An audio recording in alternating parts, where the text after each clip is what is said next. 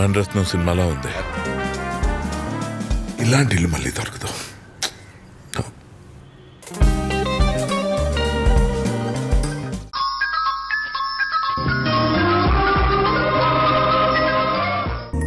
ఏం జరుగుతుంది ఇంట్లో?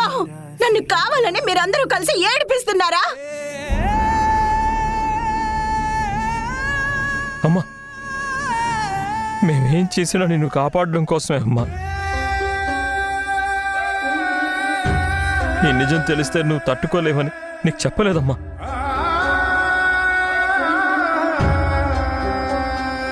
ఇక చాలమ్మా, నిన్ను ఇలా పిచ్చిదానిలా నేను చూడలేకపోతున్నానమ్మా.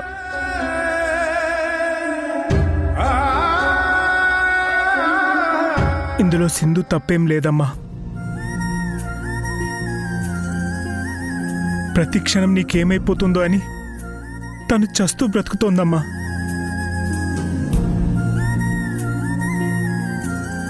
ఇంకా తన్ని బాధ పెట్టకమ్మా. దామో, నీకు కన్న తల్లి ఉన్నా నీ గురించి ఇంత తల్లడిల్లిపోదేమోనమ్మా.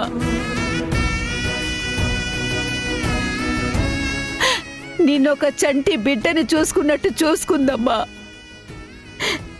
ఇందులో సింధు తప్పు ఏమీ లేదమ్మా. ఇకనైనా నువ్వు నిజాన్ని అంగీకరించమ్మా. ఈ ఇంటి కోసం మళ్ళీ మామూలు మనిషి అవ్వమ్మా.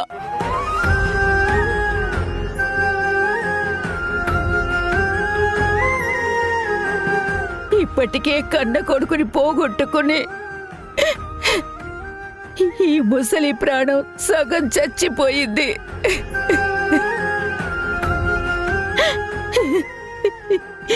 ఇప్పుడు నిన్నిలా చూస్తుంటే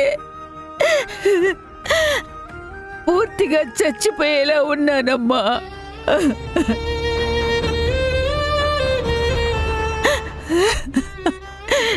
నీకు దండం పెడతాను దామో. మా అందరి గురించి ఆలోచించు తల్లి. ఏమో ఏమౌనో, ఎవరి జీవితం ఎలా మారును, ఈ నావ ఏ రీతిగా ఏ తీరం చేరును. ఏమో ఏమౌనో, ఎవరి జీవితం ఎలా మారును, ఈ నావ ఏ రీతిగా ఏ తీరం చేరును.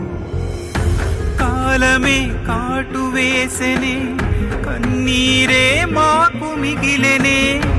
కాలమే కాటు వేసెనే, కన్నీరే సింధు, ఇంకా అక్కడే మీ మామయ్య కూర్చున్నట్టుగా నాకు అనిపిస్తుందమ్మా. ఇప్పుడు నన్ను ఏం నమ్మమంటావు?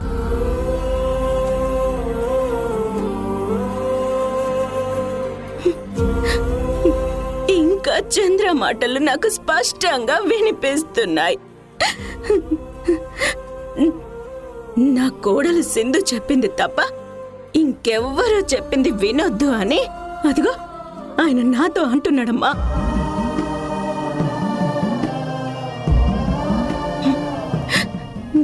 ఇప్పుడు చెప్పు సింధు,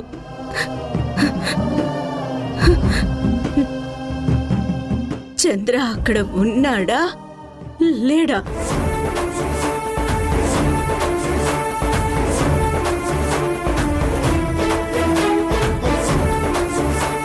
వాళ్ళందరి మీద అరవాల్సింది పోయి ఇలా కన్ఫర్మేషన్ తీసుకుంటుందేంటి?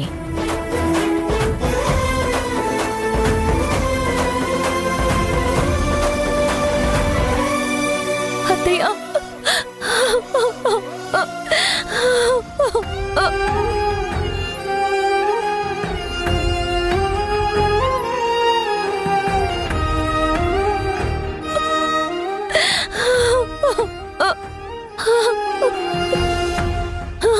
అత్తయ్య, మావయ్య లేరత్తయ్య, లేరత్తయ్య, లేరత్తయ్య.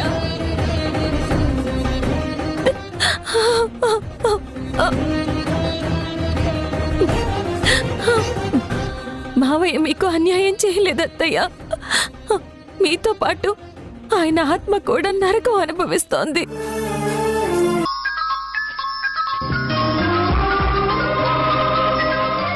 అత్తయ్య,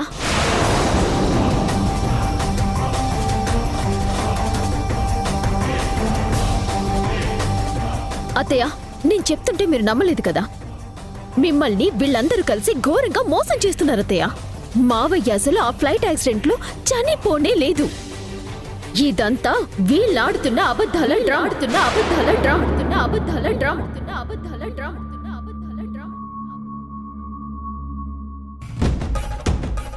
ఏయ్, నువ్వు అసలు మనిషివేనా? కనీసం దమయంతిని ప్రశాంతంగా 2 ముద్దలు కూడా తిన్నివ్వా? ఎప్పుడు ఆ గబ్బిలమ్మకు వేసుకుని గొడవలు పెట్టడమేనా నీ పని? ఆగండత్తయ్య. మధు, నీకెందుకు ఆ అనుమానం వచ్చింది? ఆ రోజు నిజంగానే మావయ్య ఆ ఫ్లైట్ యాక్సిడెంట్ లో చనిపోయి ఉంటే ఆ ఫ్లైట్ లో చనిపోయిన మిగతా వాళ్ళ కుటుంబాలకిచ్చినట్టు మనకు కూడా గవర్నమెంట్ నుంచి ఎక్స్గ్రేషియా అమౌంట్ రావాలి కదా.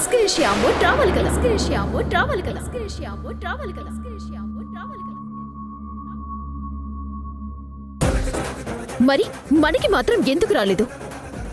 ఇంతవరకు మన ఇంటికి ఏ ఆఫీసర్ ఎందుకు రాలేదు?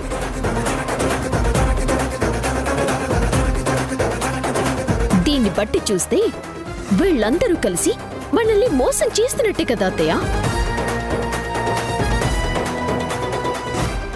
నాకు డబ్బు ముఖ్యం కాదు మధు. కానీ చంద్ర చావు గురించి రోజుకో కొత్త అనుమానం ఎందుకు మొదలవుతుంది?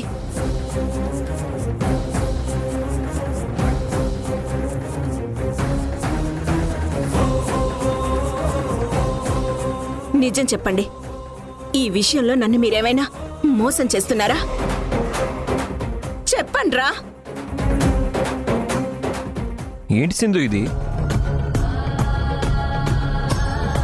అది మనం ఆ డబ్బులు తీసుకోలేదు యష్. నేనే వద్దన్నాను. వద్దని చెప్పడానికి నువ్వెవరు? సరే, నువ్వన్నట్టు నువ్వొద్దని చెప్పావనుకుందాం. మరి అది చెప్పడానికి ఏ ఆఫీసర్ మన ఇంటికి రాలేదే? ఏయ్, మేమంతా ఇక్కడ మా నాన్న పోయిన బాధలో ఏడుస్తూ ఉంటే నువ్వేంటి డబ్బు రాలేదని కక్కుర్తి పడుతున్నావా?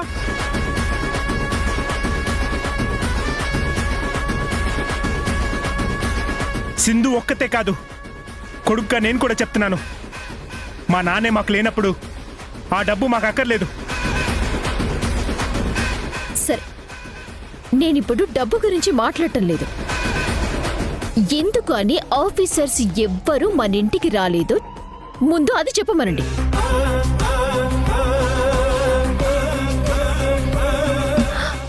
ఆఫీసర్స్ ఎవరైనా ఇంటికొస్తే మావయ్య చావు గురించి అత్తయ్యకి తెలిసిపోతుంది కదా మధు.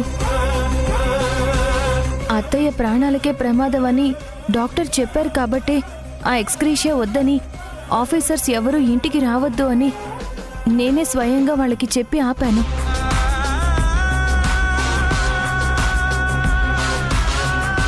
అది సింధు అంటే. నీలా డబ్బుకి కక్కుర్తి పడదు, కుటుంబం కోసం ఆలోచిస్తుంది. అయినా ప్రతిసారి ఏదో గొడవ పెట్టి ఈ కుటుంబాన్ని ముక్కలు చేయాలని చూస్తున్నావా? అమ్మా, ఇప్పటికైనా నా మాట వినమ్మా. దీన్ని ఇప్పుడే ఈ ఇంట్లోంచి శాశ్వతంగా బయట పంపించేద్దాం. తేజ, నువ్వు కుటుంబంతో సంతోషంగా ఉండాలని మీ నాన్న ఎప్పుడు అనేవార్రా. తొందరపడకు.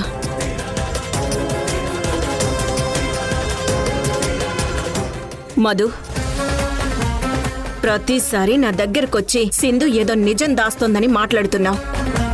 ఒకవేళ సింధు నిజం దాచిందనే అనుకుందాం, మరి అత్తయ్య కూడా నిజం దాస్తారా? నా 2 కొడుకులు దాస్తారా?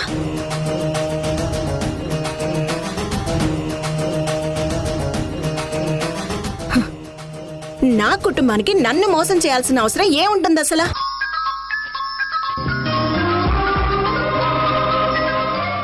నా భర్త ఫ్లైట్ యాక్సిడెంట్లో చనిపోయాడని అన్నావు. నాకు తెలిస్తే ప్రాబ్లం అవుతుందని తెలియకుండా పిండ ప్రదానం చేయించావు.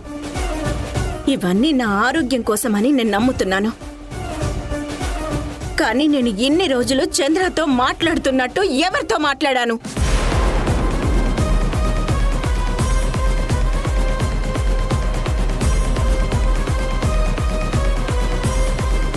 అదే గొంతు, అదే పిలుపు. నా చంద్ర గొంతుని నేను పోల్చుకోలేకపోయానా? ఏం జరుగుతుంది ఇంట్లో?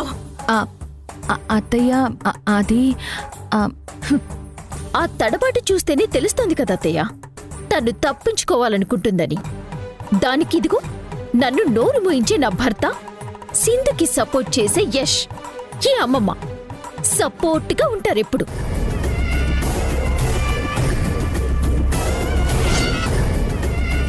మీరిప్పుడు పాయింట్ బ్లాక్ లో గన్ను పెట్టి అడిగినట్టు అడిగారు కదా, అందుకే వీళ్ళందరూ షాక్ లో ఉన్నారు. వీళ్ళని కాదు గాని మీరే కరెక్ట్ గా మావయ్య నెంబర్కి కాల్ చేయండి. నిజమేంటో మీకే తెలుస్తుంది.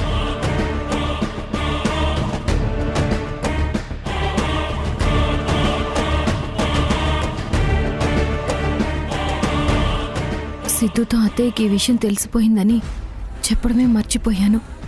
ఇప్పుడు ఏమవుతుందో భగవంతుడా. సిద్ధు ఫోన్ ఎత్తకూడదు.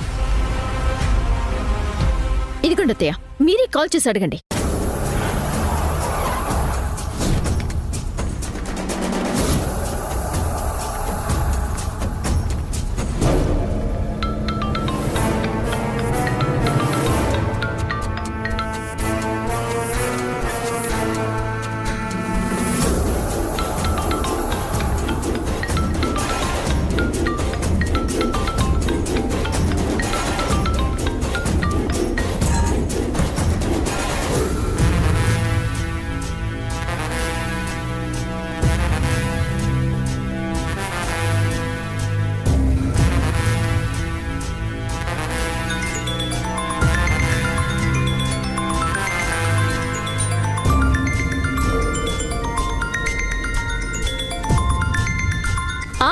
వచ్చాడనుకుంటా అత్తయ్య.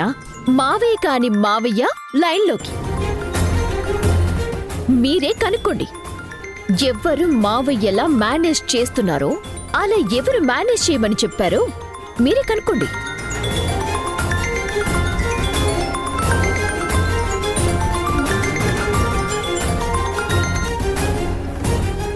హలో హలో దాము.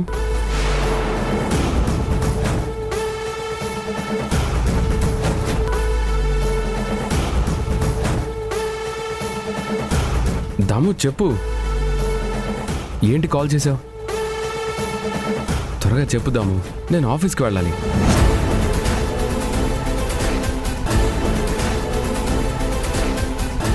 ఎవడ్రా నువ్వు? ఎవడ్రా నువ్వు? ఎవడ్రా నువ్వు?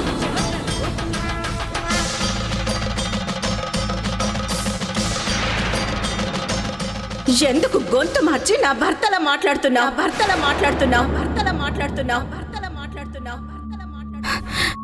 చెప్తావా? పోలీస్ స్టేషన్ లో నీ మీద కంప్లైంట్ ఇవ్వనా? నీ మీద కంప్లైంట్ ఇవ్వనా? నీ మీద కంప్లైంట్ ఇవ్వనా? నీ మీద కంప్లైంట్ ఇవ్వనా? నీ మీద కంప్లైంట్ ఇవ్వనా? చెప్పరా, ఎవరు నువ్వు? అత్తయ్య, నేను మీకు జరిగింది చెప్తాను, మీరు ఫోన్ పెట్టేయండి అత్తయ్య. అవతల ఉన్నది ఎవర్రా?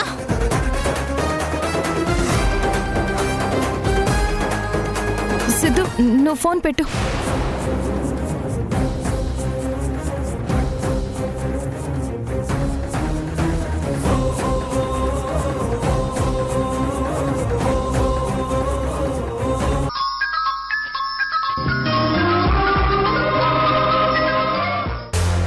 ఇంకా రిషి నిన్ను పూర్తిగా వదిలేస్తే ఏం చేస్తావు?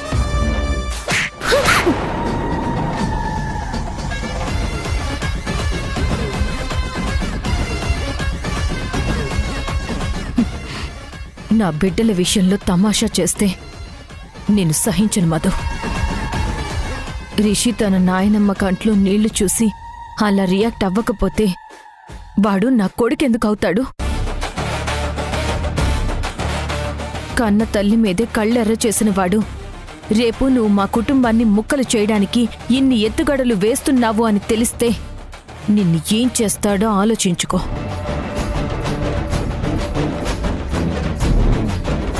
నేనెప్పుడు ఓడిపోను మధు. అత్తయ్య గెలిచినా నేను గెలిచినట్టే, యష్ గెలిచినా నేను గెలిచినట్టే, నా కుటుంబంలో ఎవరు గెలిచినా నేను గెలిచినట్టే. ఓడిపోయేది ఒంటరిగా మిగిలేది నువ్వే మధు. సింధు చేత చెంపదెబ్బ తినకపోతే నీకు నిద్ర పట్టేలా లేదుగా మధు. అది చాలా నన్ను కూడా ఒకటిమ్మంటావా?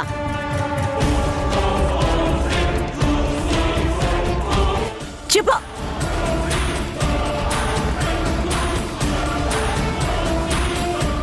రిషికి ఏమని సమాధానం చెప్పను భాగ్యం.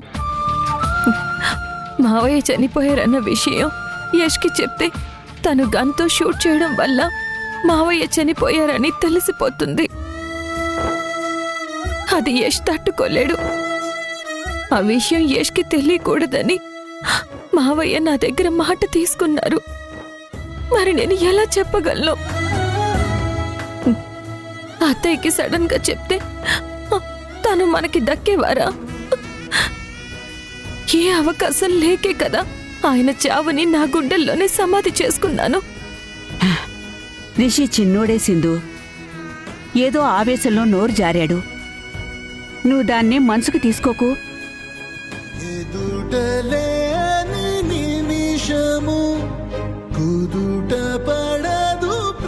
అమ్మా, సిద్ధుతో నువ్వు నాన్న అనుకుని ఫోన్లో మాట్లాడడం నీకు ఎంత నరకంగా ఉంటుందో నేను అర్థం చేసుకోగలను. కానీ సింధు నీ అభిమానాన్ని, గౌరవాన్ని దెబ్బతీయాలని అలా చేయలేదమ్మా. నీకేమైపోతుందో నన్న భయంతోనే అలా మాట్లాడించింది. నువ్వు పొద్దున తనని తిట్టినప్పటి నుంచి తను చాలా కుమిలిపోతుందమ్మా. ఒక్కసారి తనతో మాట్లాడమ్మా.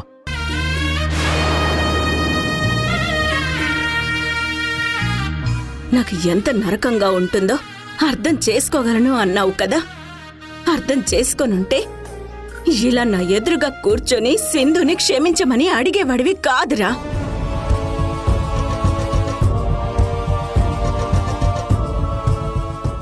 ఈ పరిస్థితుల్లో కూడా నువ్వు సింధు గురించి ఆలోచిస్తున్నావు యష్.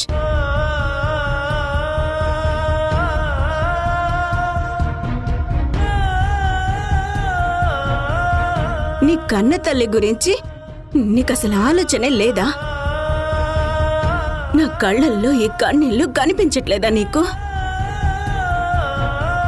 నన్ను ఓదార్చడానికి వచ్చావు అనుకున్నాను, కానీ ఆ సింధు బాధపడుతుంది అని వచ్చావు కదా.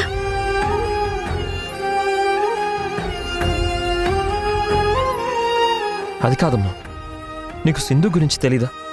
ప్రతి క్షణం నీకేమవుతుందోనని తను పడ్డ టెన్షన్ నా కళ్ళతో చూశానమ్మా.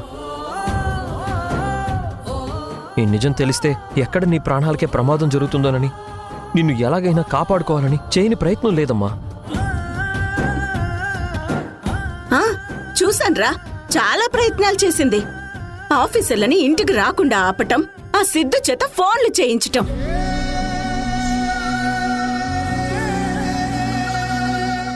సరే, ఇంత చేసి ఎన్నాళ్ళు ఈ విషయం నా దగ్గర దాచగలిగారా మీరు? 3 వారాలు అంతే కదా.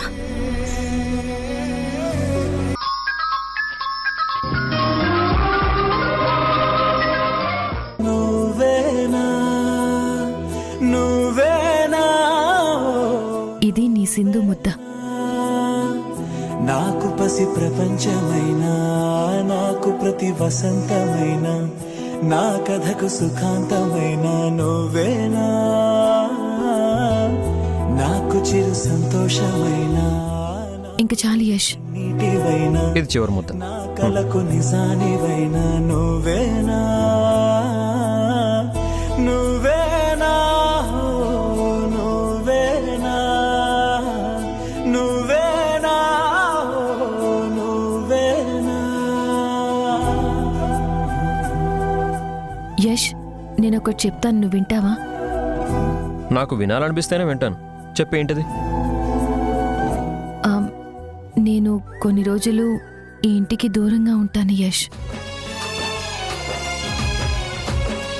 నేనిక్కడ లేకపోతేనే అత్తయ్య హ్యాపీగా బయట తిరుగుతారు, అందరితో కూర్చొని మాట్లాడతారు, ఈ డిప్రెషన్ నుంచి త్వరగా బయటపడతారు. నేను కళ్ళ ముందు తిరుగుతున్నంతసేపు అత్తయ్యకు అవే చేదు జ్ఞాపకాలు గుర్తొస్తూ ఉంటాయి. కొన్ని రోజులు నేను దూరంగా ఉంటే తన కోపం తగ్గుతుంది. అప్పుడు నేను మళ్ళీ తిరిగి వచ్చేస్తాను. అలా చేస్తేనే మన కుటుంబం ప్రశాంతంగా ఉంటుంది యష్. అర్థం చేసుకో. నీకు అసలు బుద్ధుందా సింధు? నాకు కుటుంబం అంటే కుటుంబంలో నువ్వు కూడా ఉన్నావని అర్థం. నిన్ను దూరం చేసుకొని నిన్ను ఏడిపించి నేను అందరితో కలిసి ఎలా హ్యాపీగా ఉండగలను అనుకుంటున్నావు? అది కాదు యష్. అత్తయ్య మొండితనం ఎలాంటిదో మనకి తెలుసు కదా. అంత కోపం తెచ్చుకోరు. ఒక్కసారి వచ్చిందా త్వరగా క్షమించరింకా.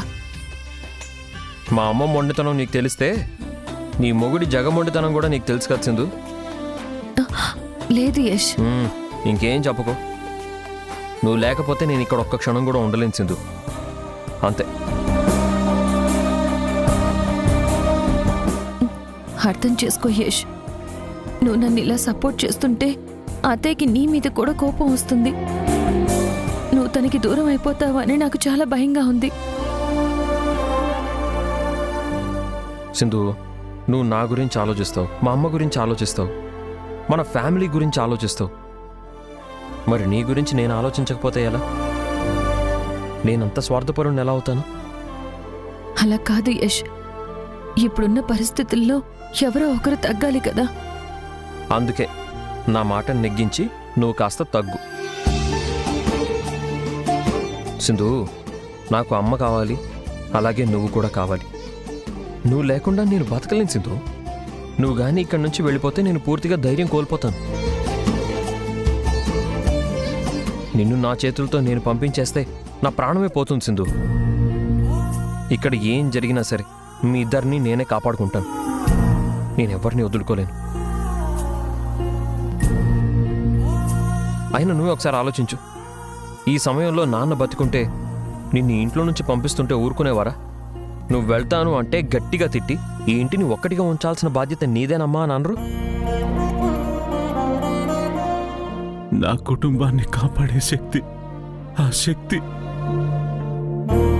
నీ ఒక్కదానికే ఉందమ్మా. ఈ ఒక్క మాట ఇస్తే నేను ప్రశాంతంగా కళ్ళు మూస్తానమ్మా. అవును యష్, ఖచ్చితంగా అలానే అనేవారు కదా.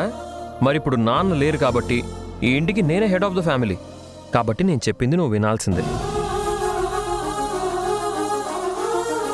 ఇంకోసారి ఇంటిని వదిలి వెళ్తానంటావా? అనను. మా మంచి సింధు.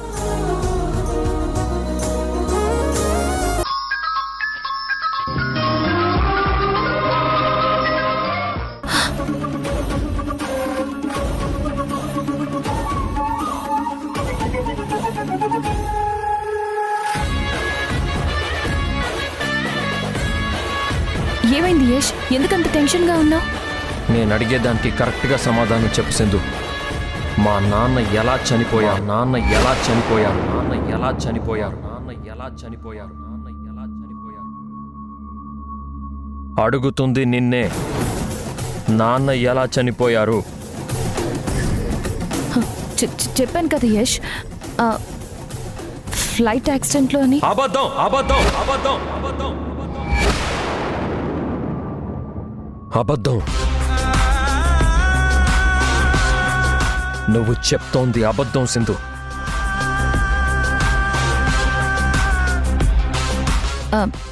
నేనెందుకు అబద్ధం చెప్తాను యష్?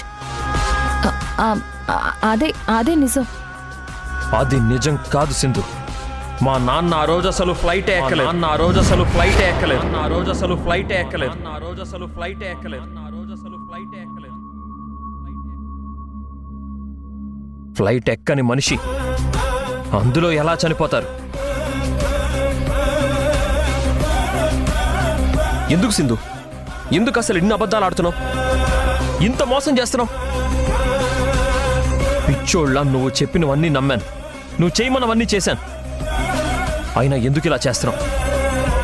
మా నాన్న చావు గురించి కొడుకుగా నేను తెలుసుకోలేనంత రహస్యం ఏముంది? అడిగేది నిన్నే చెప్పు. ఆయన ఎలా చనిపోయారు?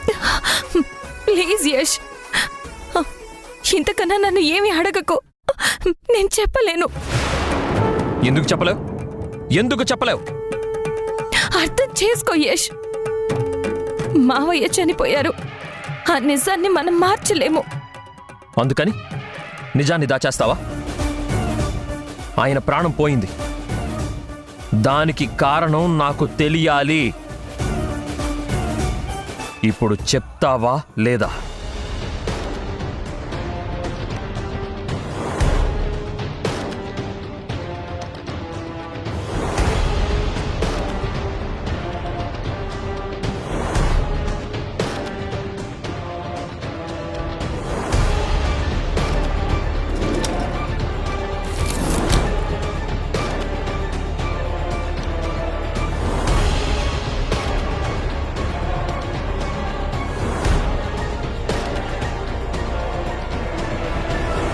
సింధు, చెప్తున్నావా లేదా?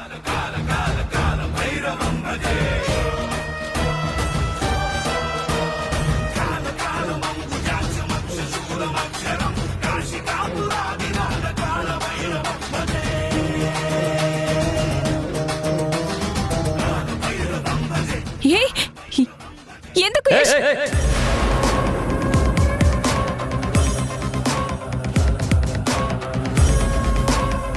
నిజమేంటో చెప్పు. ప్లీజ్ యష్. నేను 3 లెక్క పెడతాం సింధు. ఆ లోపు గనక నువ్వు నిజం చెప్పకపోతే నేను షూట్ చేసుకుంటాను. అయ్యో అయ్యో పోతా యష్.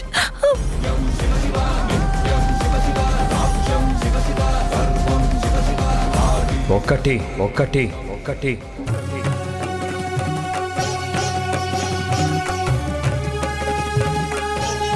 వాడు ఈ నిజాన్ని భరించలేడు, ప్రాణాలు తీసుకుంటాడు సింధు. వాడికి ఈ విషయం ఎప్పటికీ తెలియకూడదు.